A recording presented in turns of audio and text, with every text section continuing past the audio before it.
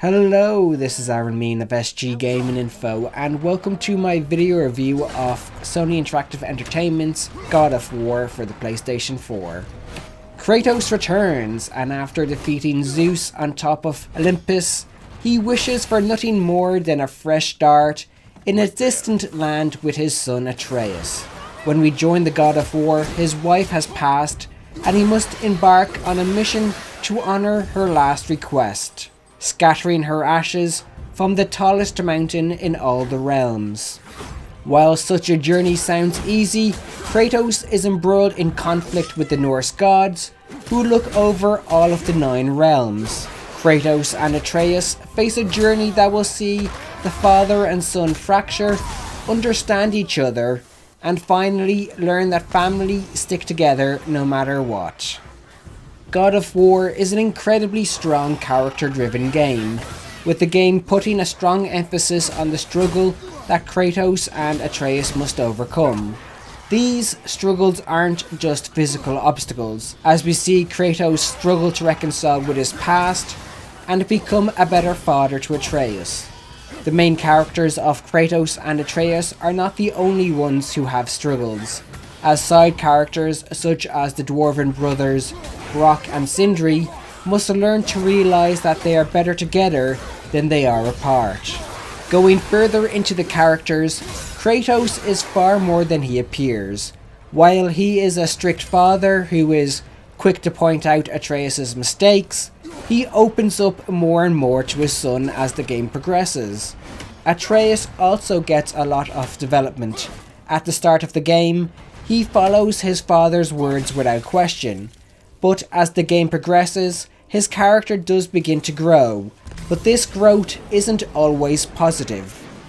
In terms of how the story plays out, it primarily takes place on Midgard, but players are able to visit the other 8 realms from Norse mythology. These include Helheim and Alfheim.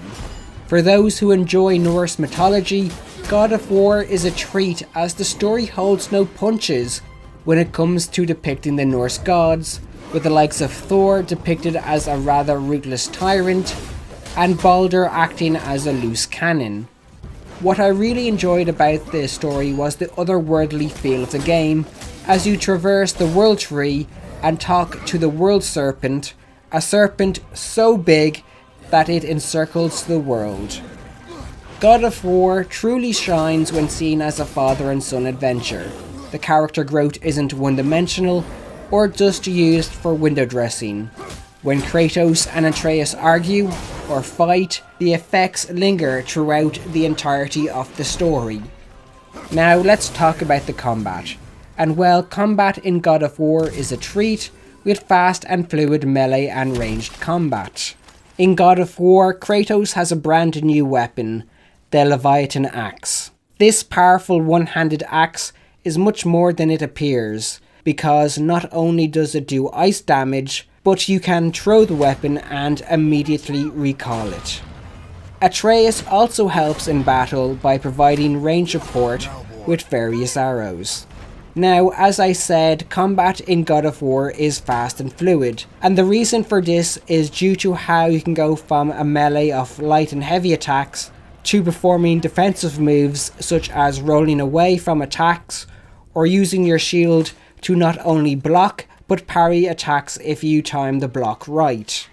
Apart from your regular offensive and defensive moveset, Kratos has various abilities, the most prominent of which being Spartan Rage, which allows Kratos to go into a rage and heavily increase his damage output. To use Spartan Rage, you need to fully fill your rage meter. Kratos also has runic attacks attached to his talisman, light attack and heavy attack.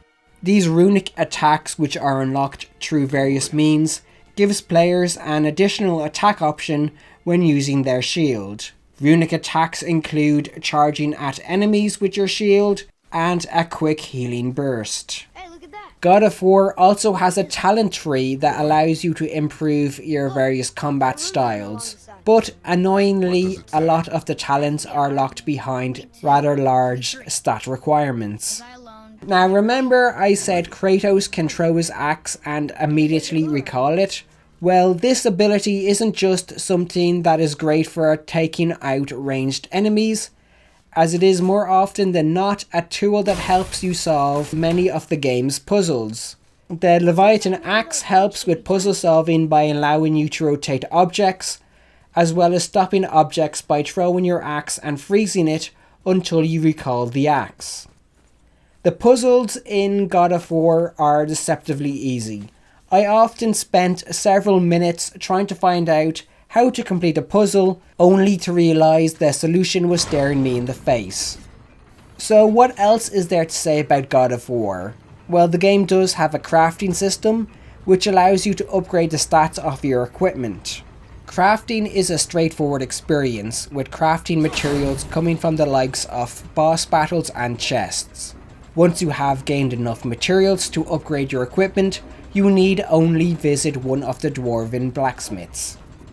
After fighting, crafting and following the story, what else is there to do in God of War?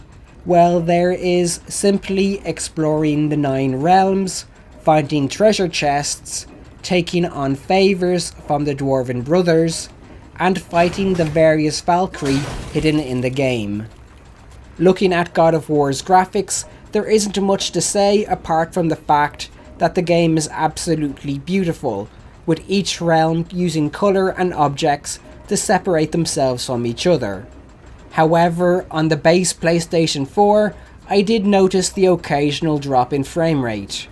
In terms of audio, the orchestral music is amazing, with slow, soft tones rising to an almost overwhelming crescendo of sound that made every scene that much more spectacular. So, in conclusion, God of War is an amazing character-driven single-player story game. The relationship between Kratos and Atreus is just one part of what makes this journey through the 9 realms an unforgettable masterpiece.